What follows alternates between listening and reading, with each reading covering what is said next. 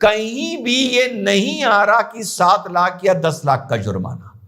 कहां से ये अंक आए हैं, कहां से ये कि 10 लाख और 7 लाख की बात आई है, ये एज अ लॉयर मुझे समझ ही नहीं आ रहा। पढ़ पढ़ कर मैंने 2 रातें निकाल दी।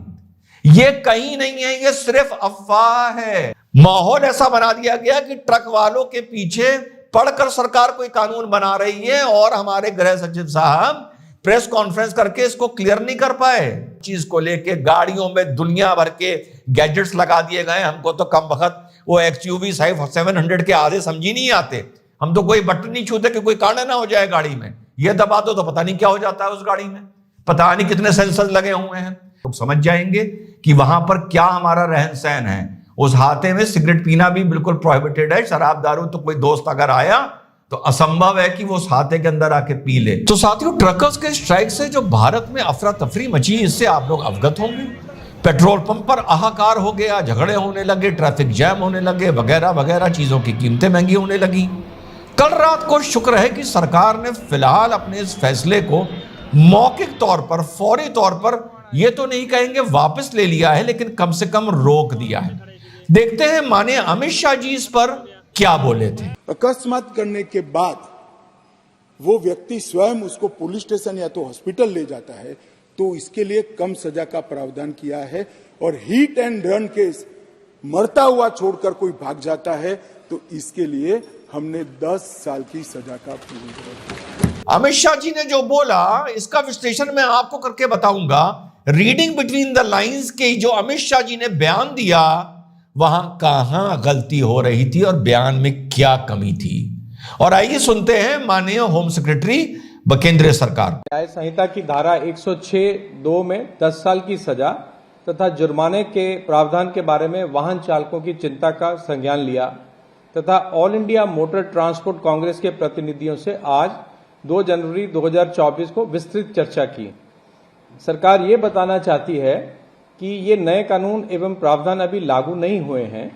हम ये भी बताना चाहते हैं कि भारतीय न्याय संहिता की धारा 106(2) को लागू करने से पहले all India motor transport Congress से विचार विमर्श करने के बाद ही निर्णय लिया जाएगा। ओके, साथ में इनको भी सुनते नहीं है, सिर्फ दिखा देते हैं। इसको सुनने का ज्यादा फायदा नहीं है। इसी मुद्दे पर है आज का ये छोटा सा वीडियो।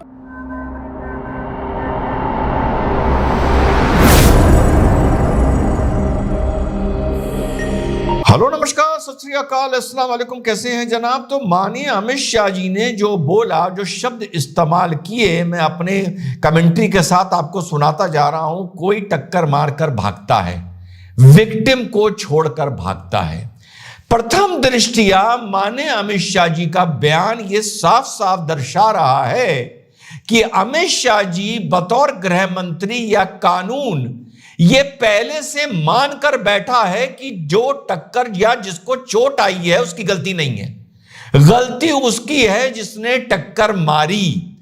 यह शब्द सोच समझ के कानून के ट्रायल में डिस्कस किया जाता है या यूज किया जाता है, मारी।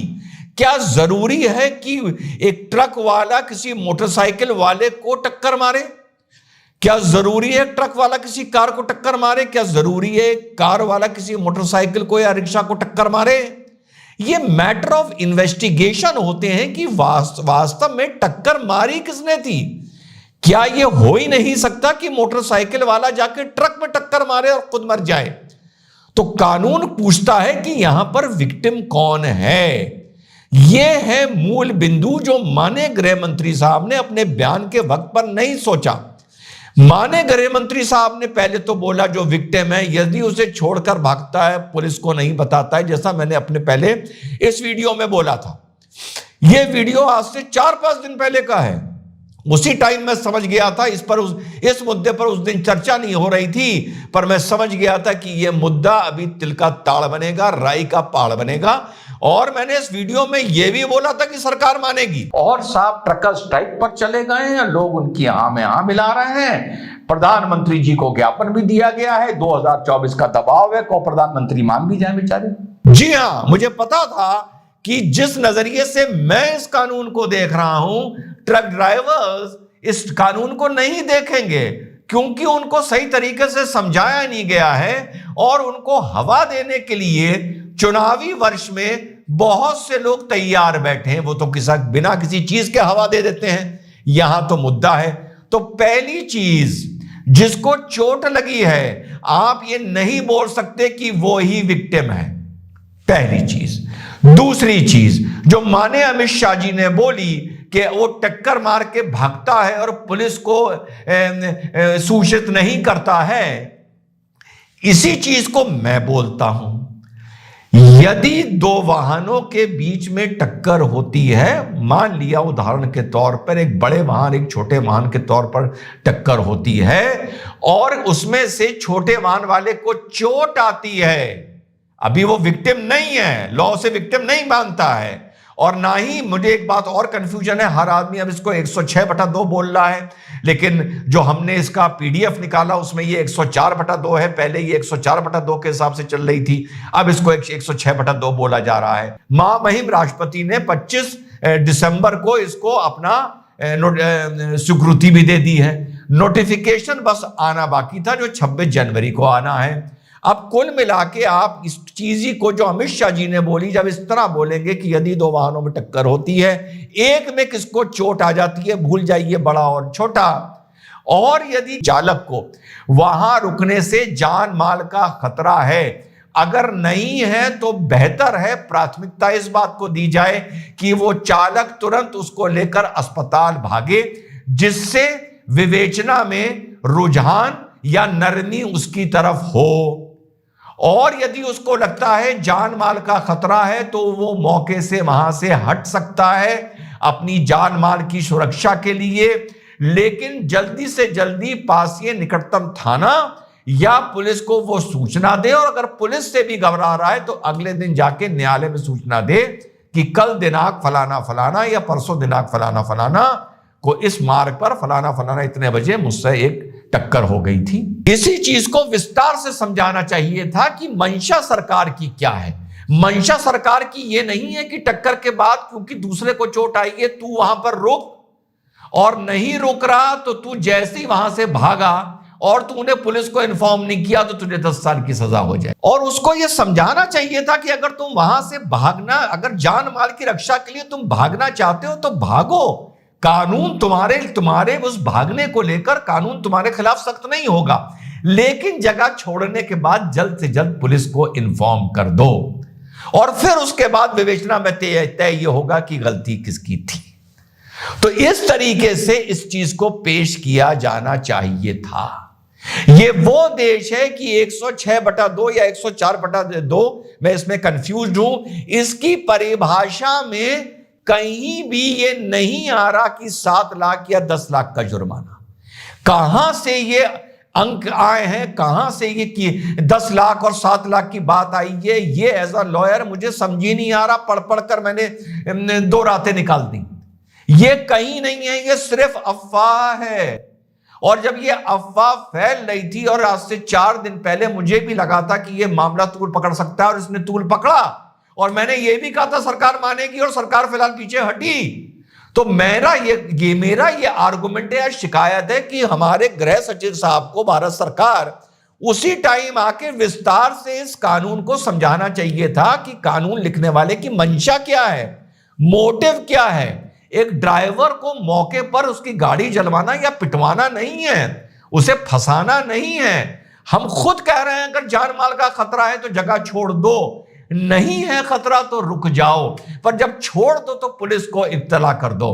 तो इससे आपकी सजा में कटौती आ सकती है। अगर आप विवेचना में गलत पाए गए, अगर आप नक्शा नजीर में गलत पाए गए, अगर आप एविडेंस से गलत पाए गए, जरूरी नहीं है कि एक ट्रक चल रही है 40 किलोमीटर पर और एक धड़धड़ाता हुआ बगल से मोटरसाइकिल वाला आया तो इसमें ट्रक ड्राइवर को ही सजा होगी। टक्कर तो मोटरसाइकिल ने आपको ट्रक को मारी है। तो जब एक देश में इतना बड़ा बवाल चल रहा था, जो शुक्र है कि रुक गया सरकार के रुकने के बाद, वरना एक अर्थव्यवस्था पर पूरा एक हाहाकार मच जाता देश में, लेने के देने पड़ जाते चुनावी वर्ष में पार्टी के। तो भैया होम सेक्रेटरी को तब आके 72 घंटे पहले जब रिजवान अहमद वीडियो बना रहे थे तब समझाना चाहिए था प्रेस कॉन्फ्रेंस करके, ना कि अब। और यह बताना चाहिए था ये 10 लाख और 7 लाख का कोई फिगर नहीं है। पहले भी जुर्माना था, अब भी जुर्माना है। फर्क सिर्फ सजा में आया है, पहले 2 साल अब 5 साल और भागने की सूरत में 10 साल। यह समझाना चाहिए था ये 10 साल इसलिए है कि अगर आप विदाउट लाइसेंस गाड़ी चला रहे हैं। यह समझाना चाहिए था कि 10 साल इसलिए है कि अगर आप शराब पी के गाड़ी चला रहे हैं। यह समझाना चाहिए था ये 10 साल इसलिए है कि अगर आप कुछ ऐसा पदार्थ खा के गाड़ी चला रहे हैं, अंडर इफेक्ट ऑफ ड्रग गाड़ी चला रहे हैं, जिससे आपके सोचने समझने की, आपके रिफ्लेक्सेस की क्षमता घटती है। यह बताना चाहिए था ये उन केसेस के लिए है कि जो शराब पी के गाड़ी चलाते हैं और 3-3 लोगों को कुचल देते हैं, मल्टीपल एक्सीडेंट्स करते हैं एक ही मौके पर। यह सारा काम था गृह सचिव का आज से 3 दिन पहले बैठ के समझाने का और यह बताने का कि भैया ये जुर्माना वुर्माना 10 लाख सब अफवाह है। और जब राष्ट्रपति साहब ने इस पर महामहिम ने इस पर अपनी स्वीकृति दे दी, नोटिफिकेशन आने वाला है, तो साहब यह कहा जा रहा है कि नहीं नोटिफिकेशन आने वाला है, स्वीकृति मिल गई है, लेकिन कानून लागू नहीं होगा। कानून कंसल्टेशन के बाद लागू होगा। सुनने में बड़ा अजीब लगता है, लेकिन इस तरह से कानून का इंप्लीमेंटेशन नहीं होता। लाख कोई इसका विरोध कर रहा हो या लाख कोई सरकार के पीछे पड़ा हो, प्रथम दृष्टिया नजर आता है भाई कि आप गलती कर रहे हैं। अब आप क्या करेंगे? अब आप इस पर चर्चा करेंगे। उधर स्वीकृति हो चुकी है, इस पर कोई भी आप कटौती करेंगे तो इसका मतलब होगा राष्ट्रपति की स्वीकृति के और नोटिफिकेशन के बीच में ही इस कानून में एक अमेंडमेंट आ गया। और अमेंडमेंट क्या आ गया कि इस चीज की सजा कम करो या इस चीज को ऐसे करो। अगर इतना सख्त कानून जो आना चाहिए था, रेकलेस ड्राइविंग बड़ी गाड़ियों से भी होती है और छोटी गाड़ियों से भी होती है। यह कानून सिर्फ ट्रक ड्राइवर्स के लिए नहीं है, यह कार वालों के लिए भी है, ऑटो वालों की भी है, मोटरसाइकिल वाले की भी है। तो अगर तेरी रैश ड्राइविंग से किसी की मृत्यु हो जाती है तो तुम भी इसी श्रेणी में आओगे अगर तुम शराब पी के गाड़ी चला रहे हो। माहौल ऐसा बना दिया गया कि ट्रक वालों के पीछे पढ़कर सरकार कोई कानून बना रही है और हमारे गृह सचिव साहब प्रेस कॉन्फ्रेंस करके इसको क्लियर नहीं कर पाए। और सबसे बड़ी बात, जो रैश और नेग्लिजेंट एक्ट है, मैं एयरपोर्ट एक्सप्रेसवे से जा रहा हूं, वहां पर काउ गार्ड्स लगे हुए हैं, कोई बंदा उसमें से कूद के सड़क पार करता है, रिजवान अहमद की गाड़ी उसको हिट करती है, तो ये रैश और नेग्लिजेंट एक्ट किसका हुआ? तो ये समझाना चाहिए था गवर्नमेंट का कि ये जरूरी नहीं है कि जिसकी गाड़ी हिट करे वो ही जेल जाएगा, वो ही मुकदमा झेलेगा। अगर हम नए कानून की बात कर रहे हैं, ये पहले हुआ करता था, अब हमें इसमें भी बदलाव लाना पड़ेगा। इतना हमारी यहां भयंकर मुहिम चल रही है ट्रांसपोर्ट को लेके, रोड्स को लेके, हर चीज को लेके। गाड़ियों में दुनिया भर के गैजेट्स लगा दिए गए। हमको तो कम वक्त वो XUV 700 के आधे समझ ही नहीं आते। हम तो कोई बटन नहीं छूते कि कोई कांड ना हो जाए गाड़ी में। ये दबा दो तो पता नहीं क्या हो जाता है उस गाड़ी में, पता नहीं कितने सेंसर्स लगे हुए हैं। अरे भैया, तो गवर्नमेंट को एक और इनिशिएटिव लेना चाहिए।